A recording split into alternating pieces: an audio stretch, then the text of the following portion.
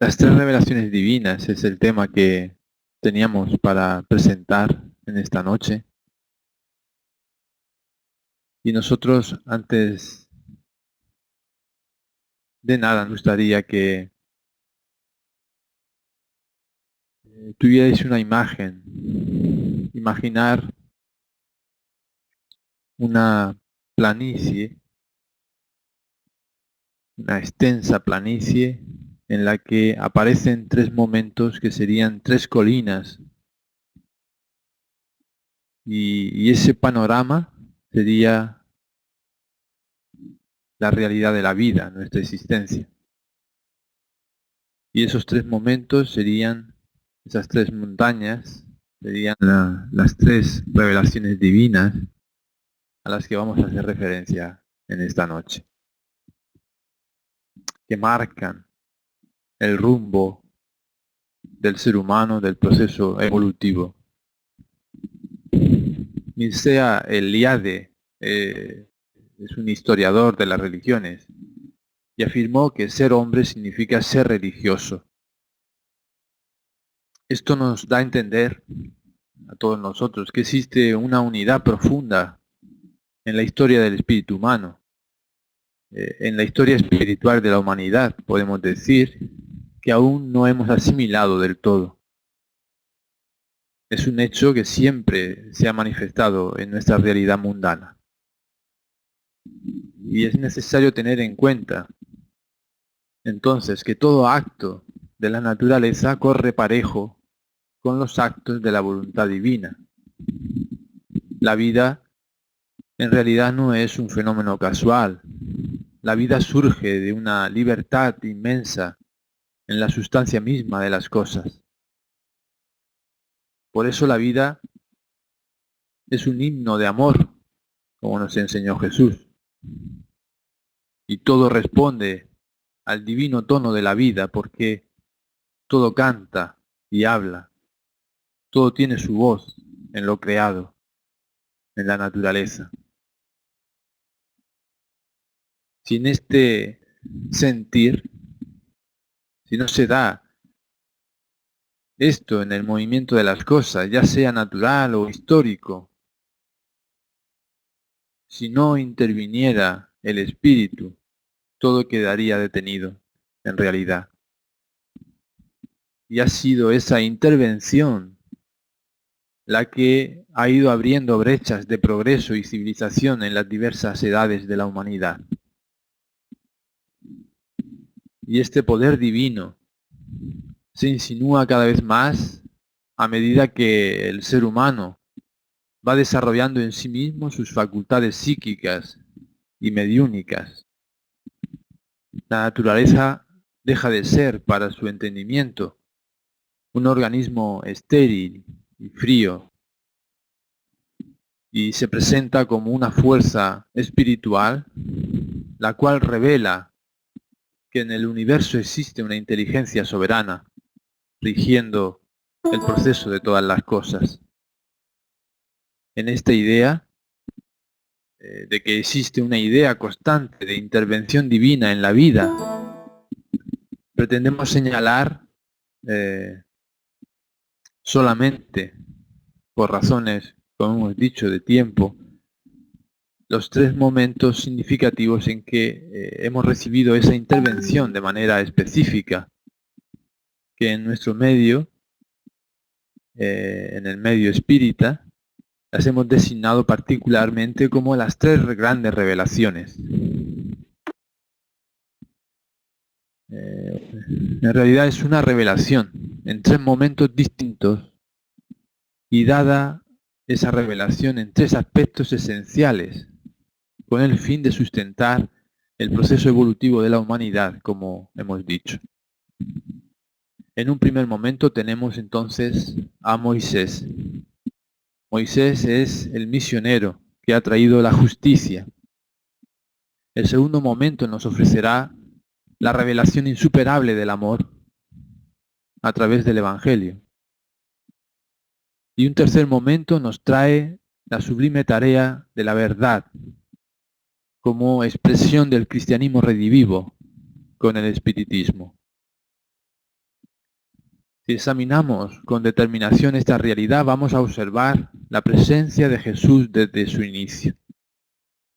Vamos a ver que con su amor, la ley se manifestó en su máximo esplendor en nuestro planeta. La justicia y la verdad simplemente son los instrumentos divinos de su exteriorización, de la propia manifestación del amor de Jesús para la humanidad. De esta forma, entendemos que el espiritismo simboliza la verdad de la tercera revelación de la ley, porque el primer momento de la justicia es que abrió los caminos para que la verdad iluminara las divinas enseñanzas del Maestro. Cada revelación representa una síntesis de las enseñanzas espirituales necesarias al adelantamiento de la humanidad. El Viejo Testamento es la revelación de la ley. El Nuevo Testamento es la revelación del amor. El espiritismo revela la verdad de esta misma realidad. El primero, el Viejo Testamento, encarna las experiencias de los profetas, de hombres que buscan una visión verdadera de Dios, nuestro Padre. El segundo representa el mensaje de Dios a través o en realidad traído por el divino Mesías para todos los que buscan en el camino del mundo. Y el tercero sintetiza la vivencia de esta realidad.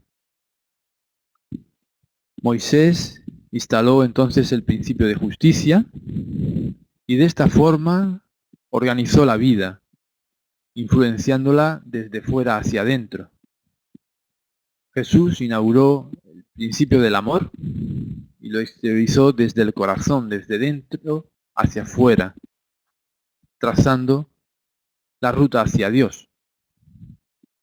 Kardec establece la coherencia entre las dos formas de vivencia.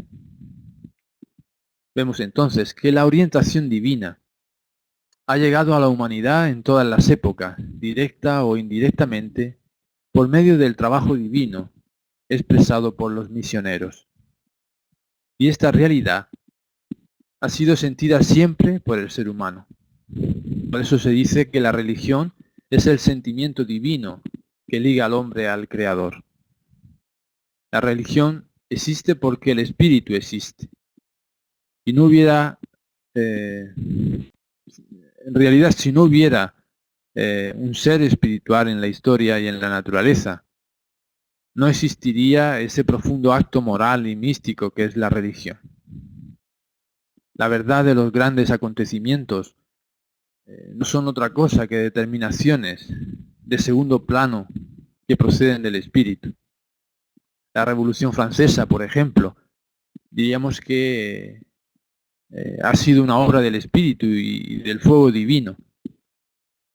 Si ella hubiera sido un impulso humano o el resultado de un grupo de hombres, no hubieran grabado en realidad en la historia los derechos del hombre y del ciudadano. Entonces, es el fuego que habitó en el ser del Cristo y es la llama también que habló aún por la dulce boca de Juana de Arco, ¿verdad? Todo en el universo está regido por un pensamiento divino y trascendental. Entonces, la fuerza es movimiento y el movimiento se transforma en idea. La idea, la viva representación de lo divino. Y lo divino lo conocemos cada vez mejor en la medida en que penetramos en el gran mecanismo de las fuerzas de la naturaleza. Porque la fuerza es producto de la inteligencia que se halla en el seno de las cosas, de todas las cosas. El ser humano mismo es un movimiento en relación con el universo.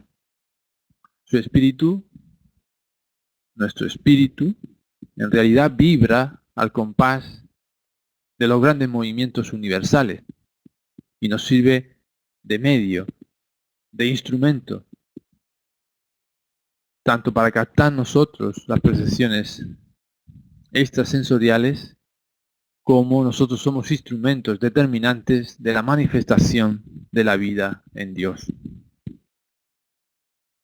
La historia no es solo un relato de hechos, de noticias y acontecimientos. La historia es un acto de amor movido por el ser de los seres, y en ella se refleja su divina grandeza y los poderes de su voluntad creadora. El desarrollo de esta conciencia, que podemos decir religiosa, está claramente identificada en la historia de cada pueblo. No existe en verdad un solo pueblo, una horda, por primitiva que sea, que no haya tenido ese sentimiento religioso que le ha marcado el camino natural de la revelación divina. Esta conciencia la encontramos en toda la historia de las civilizaciones, desde China, pasando por las tradiciones de la India védica, desde donde también se irradiaron las enseñanzas del budismo, al antiguo Egipto, con los misterios de los cultos a los muertos, o la Grecia antigua, con las enseñanzas órficas. Todas, en realidad, han mostrado la interrelación divina con el ser humano, la relación entre la divinidad y el hombre.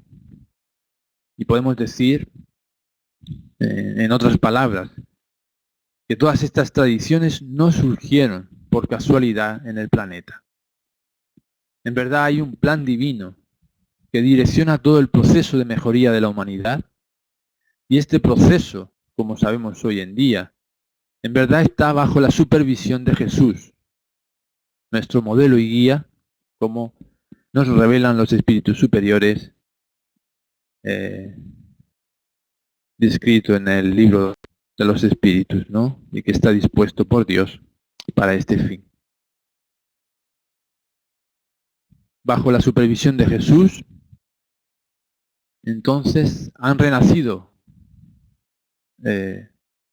todos los misioneros con el objetivo de estimular el progreso de la humanidad, de transmitir no solo los conocimientos científicos y filosóficos, sino también las enseñanzas morales y espirituales, enseñanzas que preparan nuestra ascensión a este glorioso camino hacia el Cristo.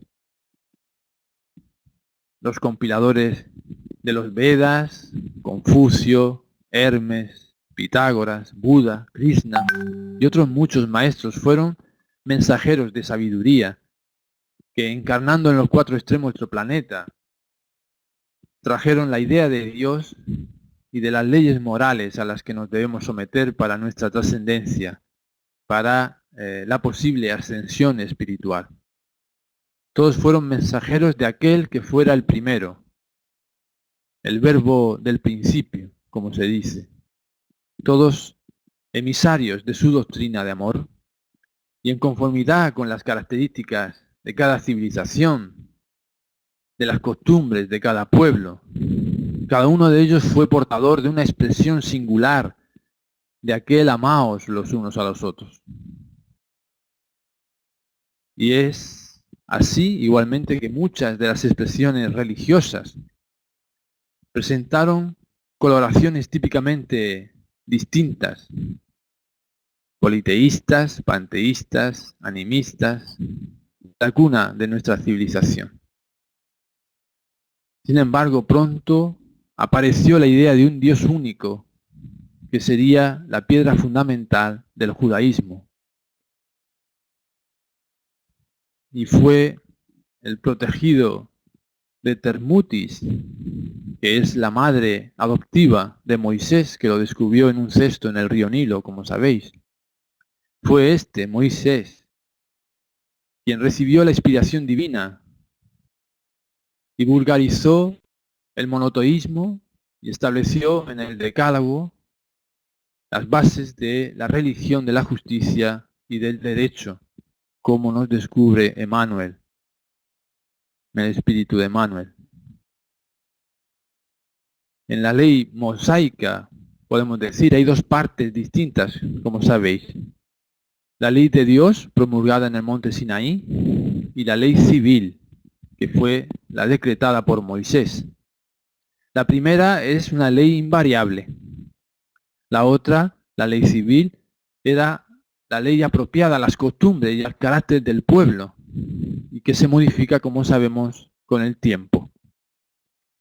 Entonces el judaísmo es la primera religión monoteísta propiamente dicha de la humanidad. Se fundamenta en la revelación de los 10 mandamientos transmitidos por Yahvé a Moisés. El decálogo entonces se convierte así en el elemento fundador de la religión de Israel. Esta religión establece como principio la idea de la existencia de un único Dios, un creador supremo.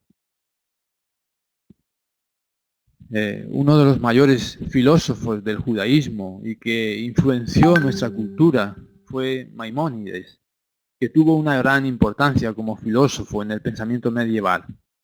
Nació en Córdoba, era por aquel tiempo el Al-Ándalus, y es un centro de influencia cultural mundial en la península, ¿no?, bajo el poder musulmán. Y él desarrolló 13 artículos de fe, intrínsecamente fundamentados en la creencia del Dios único, y que son aceptados como referente religioso de la tradición judaica, ¿no?, hasta hoy, hasta nuestros días. La unidad doctrinaria entonces del judaísmo está simbolizada en la ley judía, que es la Torá, que es la revelación, representada por el Pentateuco de Moisés.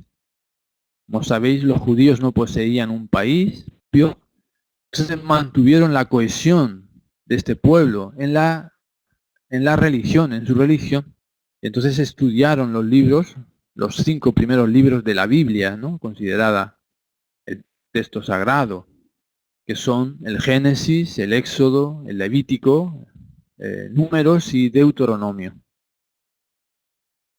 Por tanto, la Torá es el libro sagrado del judaísmo y es la base, como digo, del Pentateuco mosaico. Está en el Viejo Testamento y representa la ley escrita de Dios y el núcleo central de esta ley es el Decálogo. Sin embargo, existe otra tradición oral que es transmitida de generación en generación de manera secreta, y es una corriente mística dentro del judaísmo que se denomina la Cábala. La Cábala procura esencialmente descubrir el origen de todo lo que existe, en realidad. Y el primer cabalista habría sido Abraham.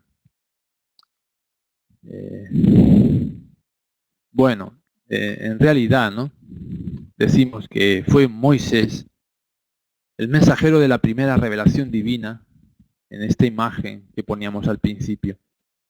Y con el Decálogo se inicia verdaderamente la religión judaica organizada por Moisés y que se estableció ahí las bases mismas de la teocracia del judaísmo. Moisés, como sabéis, además de legislador y hombre como todos nosotros, era medium. Nos dijo que la gran ley fue transmitida directamente por Dios. Pero conociendo como hoy se conocen los fenómenos psíquicos y mediúnicos, entendemos que en verdad fue un espíritu elevado el que transmitió estos mandamientos, ¿no?, el mensajero de aquellos mandamientos. Hay que considerar que debido al nivel evolutivo de Moisés, es improbable que hablara directamente con Dios.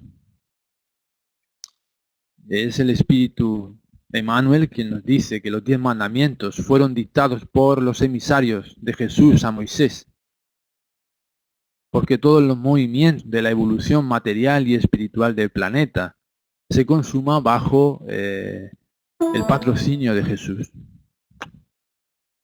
Sin embargo, es importante destacar que a pesar de todos los intentos de modificación de textos sagrados, porque se han realizado a lo largo de la historia, los 10 mandamientos transmitidos por Moisés, resurgen siempre en su pureza primitiva, como base del derecho en el mundo, como un puntal, podemos decir, de todos los códigos de justicia terrestre.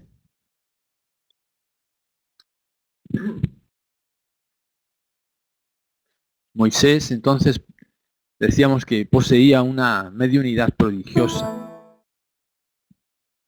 pero en realidad tenía mucho que evolucionar aún, ¿no?, como ser humano. Y por esta razón hay discrepancias entre lo que enseñaba, teniendo como base el decálogo, y lo que en realidad ejemplificaba con su vida. Vemos que la legislación de Moisés estaba llena de crueldades que eran compatibles con la época, verdaderamente. Pero no quita de que era un hombre extraordinario, ¿no?, revestido de elevados poderes espirituales, ¿verdad? Era poseedor de una personalidad magnética, dominadora, hábil. Era un manipulador de masas y un gran líder que sabía conducir, ¿no?, a las gentes. Tenía entonces una prodigiosa mediunidad. Era una mediunidad de efectos físicos y que le sirvió junto con otros auxiliares, como fue su hermano Aarón, ¿verdad?, que tenía el don del convencimiento. Le sirvió esto entonces para organizar la nación y la religión judaica. Vemos que en esta tradición se encontraba igualmente inscrita la venida del Mesías, ¿no?, el surgimiento entonces del segundo momento histórico de intervención divina en el mundo. Y viene Jesús y tiene por misión encauzar a la humanidad bien. Para ello estableció las condiciones para que el ser humano evolucionara en conocimiento y moralidad. Tuvo por misión, vamos a decir, transmitirnos el pensamiento de Dios, la ley de Dios en toda su pureza. Por eso nos llegaría a decir el Maestro que toda planta que mi Padre Celestial no haya plantado será arrancada. Entonces Jesús plantó la buena nueva, el Evangelio, con el que la enseñanza de la verdad y la luz se esparciría por el mundo entero, como una lluvia de bendiciones de su amor. La venida del Cristo muestra que la humanidad estaba en condiciones de recibir enseñanzas superiores. Comenzaba la época, podemos decir, de la mayoría de edad espiritual de la humanidad, y el Verbo se apone para plantar la primera piedra, el faro de luz que nos alumbrará en nuestra fe a partir de entonces. El Cristo venía a traer al mundo los fundamentos eternos de la verdad a través del amor. Su palabra, como sabemos, era mansa y generosa, y en ella reunía a todos los desdichados y sufridores. Escogió, como sabéis, los ambientes más pobres para vivir su lección sublime, mostrándonos que la verdad no necesita de escenarios suntuosos para hacerse oír con todo su esplendor. Combatió pacíficamente todas las violencias oficiales del judaísmo y renovó la ley antigua con la doctrina del entendimiento, de la tolerancia, del perdón. Esparció además las ideas, de manera clara, las ideas de la inmortalidad, enseñando que existe algo superior a las patrias, a las banderas, a la sangre, a las leyes humanas. Su palabra, que era profunda, enérgica, era también misericordiosa. Y vino a reformular todas las filosofías, a aclarar el camino de las ciencias, a hermanar todas las religiones. Pero fue nuestra impiedad, o ha sido nuestra impiedad, la que ha hecho caer el peso de la iniquidad en la balanza de la redención que Él nos ofreció. El mensaje de Cristo en realidad causa un impacto sorprendente y lo hace por el hecho de ser puro, por estar libre de fórmulas iniciáticas o de manifestaciones de culto externo. Su enseñanza no se reviste de ninguna fórmula complicada, como sabéis. Jesús libera nuestro corazón y lo libera con la sublimidad del amor y de la fraternidad. Y para ello no nos exige en realidad que nos hagamos héroes o santos de un día para otro. Ni nos pide que hagamos milagros o imposibles. Nos enseñó a comprender la ley y demostró cómo practicarla. Y Él combatió, como sabéis, el abuso de las prácticas exteriores y las falsas interpretaciones. Y las redujo a una única descripción: amar a Dios sobre todas las cosas y al prójimo como a sí mismo. Pero añadió una cosa más. Dijo que ahí teníamos toda la ley y los profetas.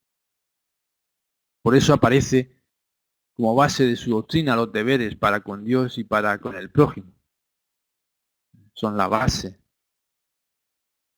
Por lo tanto, el mensaje de Cristo nos esclarece que, en efecto, el Antiguo Testamento es el cimiento de la revelación divina, pero su evangelio es el edificio de redención de las almas. Y como tal debemos buscar en él nuestro mejoramiento para establecer el reino de Dios en nuestros corazones, como nos dijo. En este sentido es importante comprender que el cristianismo es la síntesis en simplicidad de todos los sistemas religiosos antiguos, que son expresiones fragmentarias, podemos decir, de las sublimes verdades traídas al mundo en la palabra eterna de Jesús. Y Jesús es la luz del primer día de nuestras vidas. Es por eso que debemos tener a Jesús como modelo. Su luz, su ejemplo de vida, nos muestra el camino de nuestro proceso evolutivo. El modelo de su ejemplo de vida, de su comportamiento, es el camino que nos conduce a la felicidad espiritual. Nos enseñó con amor y humildad. Y nos enseñó que para alcanzar ese fin, lo que llamaría el reino de Dios en nosotros, es imprescindible que construyamos en nuestra interioridad aquellas virtudes que Él ejemplificó. Y esas virtudes son, en primer lugar, el amor, que resume toda su doctrina. El amor como canto sublime de vida, otorgando la esperanza a los débiles. Amor que sazonaría con la humildad y con el ejemplo de fidelidad a Dios, con la necesidad del perdón y con el valor de la oración. Las enseñanzas de Jesús representan, por lo tanto, la piedra angular de nuestro edificio de la fe. Edificio erguido sobre las ruinas del antiguo. Edificio que yergue a la razón y a la lógica en un insinuado maridaje, podemos decir, con la fe que transportará montañas. Y es así como, llegado el momento de madurez del proceso evolutivo de la humanidad, adviene el espiritismo como tercera revelación, que realiza lo que Jesús dijo del Consolador prometido. Nos procura o nos proporciona el conocimiento de todas las cosas, haciendo que el hombre sepa de dónde viene y hacia dónde va. ¿Por qué está en la tierra? ¿Cuál es el sentido de la vida, del dolor, del sufrimiento? Y nos lleva hacia los verdaderos principios de la ley de Dios, consolándonos con la fe y la esperanza. El espiritismo es en sí la manifestación de la misericordia divina en beneficio de toda la humanidad. Es el consolador prometido por el Maestro al Padre. Y el espiritismo, que como sabemos es un término acuñado por Allan Kardec, es, en las propias palabras del codificador, una ciencia de observación y una doctrina filosófica. Como ciencia, Kardec nos dice, como ciencia práctica, consiste en la relación que se establece entre los dos mundos, el físico en el que nos encontramos nosotros ahora, y el mundo espiritual al que regresaremos, culminado el tiempo de nuestras pruebas. Y como filosofía, nos dice que comprende todas las consecuencias morales que dimanan de esas mismas relaciones. Son esas relaciones a las que Cristo aludió en muchas ocasiones y circunstancias de su vida y que fueron registradas en el Evangelio. Y por eso muchos de lo que Él dijo no fue entendido o falsamente interpretado. Y es el espiritismo, entonces, nos dice Kardec, la clave con la que todo se explica fácilmente. La clave espírita analiza los textos bíblicos, Antiguo y Nuevo Testamento, fundamentalmente, y los analiza en espíritu y verdad, o sea, no considera el sentido literal de los textos. Se libera de la letra que mata. Y con el espiritismo tenemos entonces la hora de la vivencia del Evangelio, del amor como regla invariable de la ayuda mutua entre unos y otros. La religiosidad ya no se expresa de manera ritualista, con normas religiosas o con dogmas, sino que se establece como un derrotero de vida. Y Kardec nos presenta la doctrina espírita perfectamente ajustada a los nuevos tiempos, pero sin distanciarse de los fundamentos del mensaje de Cristo. En la cita de Juan nos hace reflexionar en este sentido, cuando nos dice que aquel consolador, el Espíritu de verdad, que el Padre enviará en mi nombre, os enseñará todas las cosas y os recordará todo cuanto os he dicho y mucho más que ahora no os puedo decir porque no podéis soportar. La inmensa mayoría de los espiritistas entendemos y aceptamos el Evangelio de Jesús como la gran ruta de redención humana, como el mapa, podemos decir, que señala, que nos guía a aprender a amar, a aprender a servir y a comprender. Sin embargo, todos sabemos a la luz del Consolador prometido, del mensaje de Jesús, pero muy pocos lo vivimos. Muy pocos ajustamos nuestro comportamiento diario al mensaje de redentor del amor y la sabiduría que guía nuestros pasos evolutivos hacia la plenitud. Pero no queremos bajar nuestro patrón vibratorio. Solamente señalamos un grave problema que adolece hoy en nuestro medio, que adolecemos aún en nuestro medio, para que revisemos si nuestra trayectoria se ajusta o no al conocimiento que poseemos de la verdad y la justicia como expresión del amor sintetizada por Jesús, para que sepamos orientarnos. Entonces decíamos que nuestra madurez espiritual ha permitido que nuevas luces llegaran a nuestro mundo y éstas marcaron el advenimiento de la tercera revelación divina, la doctrina espírita, cariñosamente llamada espiritismo. Y fue Allan Kardec, el emisario encarnado de una falange de espíritus superiores, quien tuvo la laboriosidad meticulosa y bendita tarea de reunir en realidad las verdades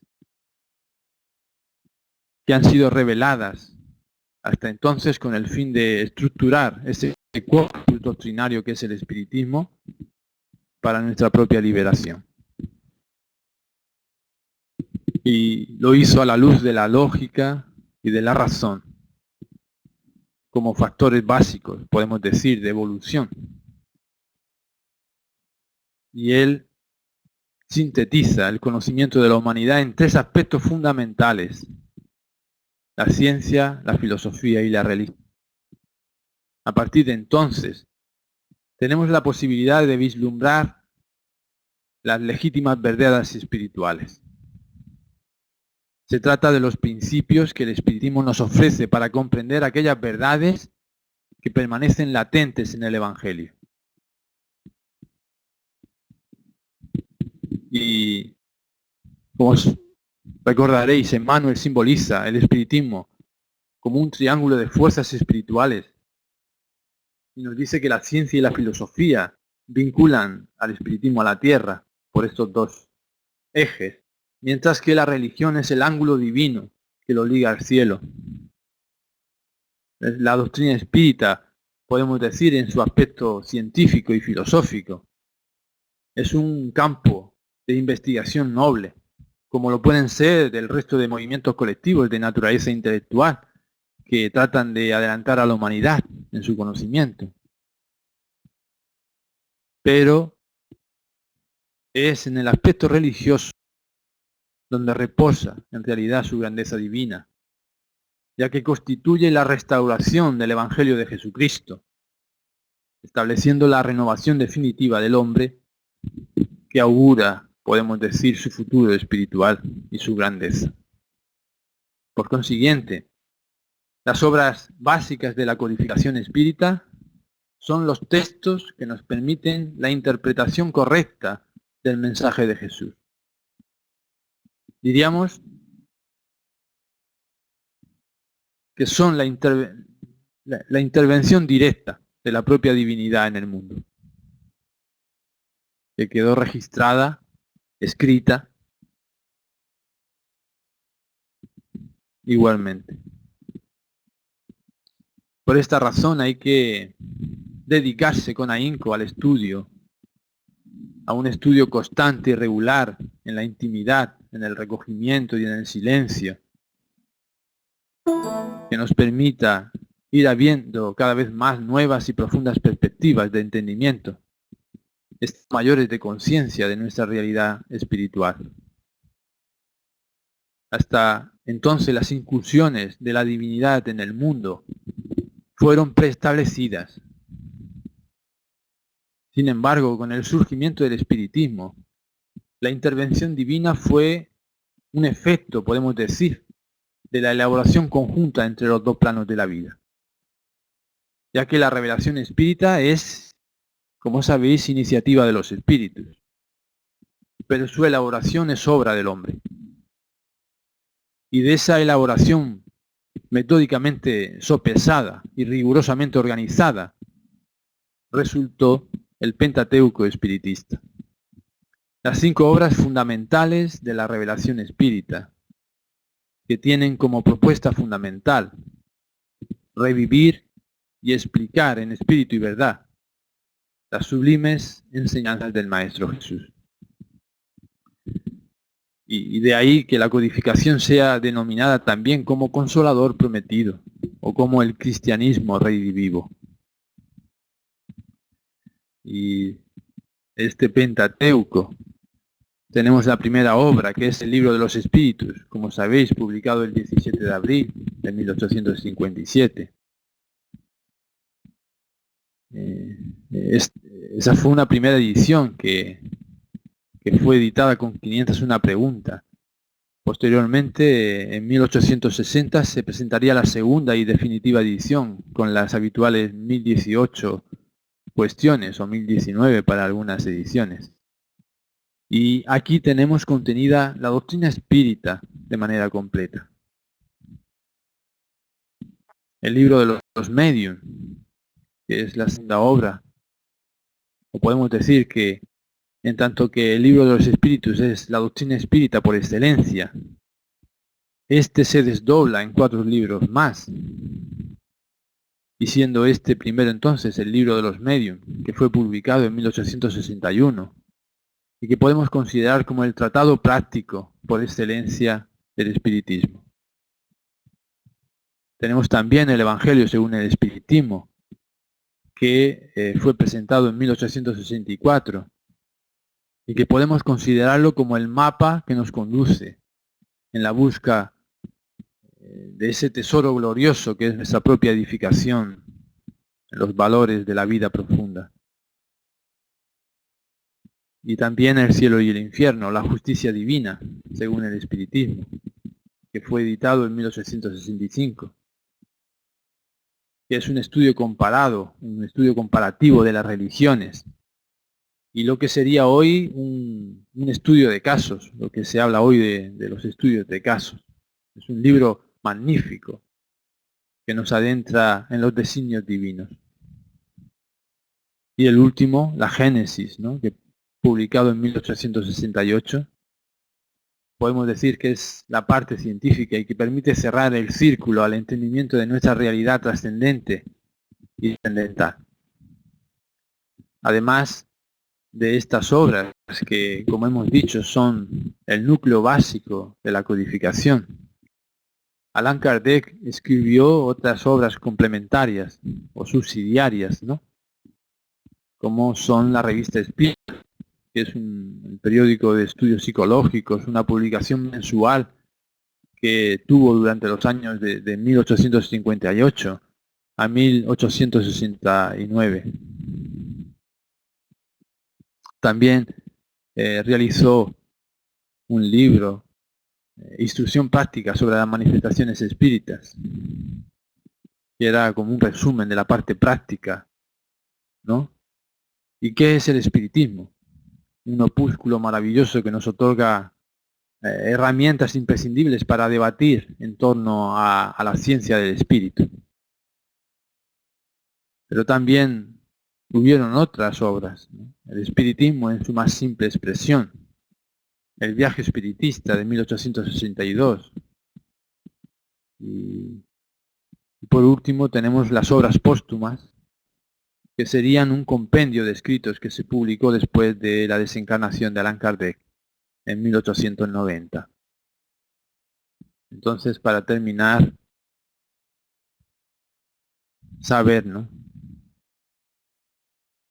que la ciencia espírita, el espiritismo, nos revela un nuevo orden de ideas y que su comprensión no puede dejar indiferente a nadie,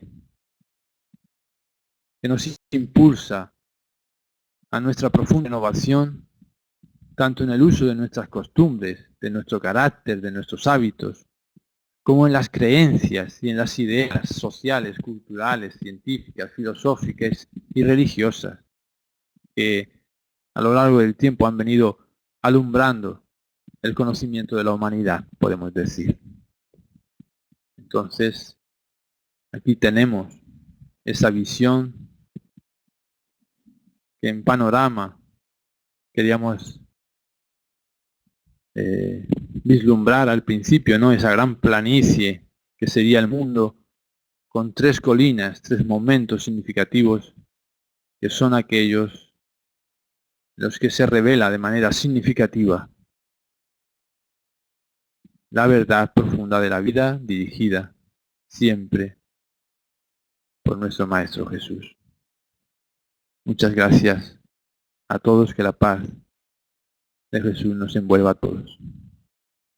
Pasamos la palabra entonces para las preguntas, si hay alguna pregunta.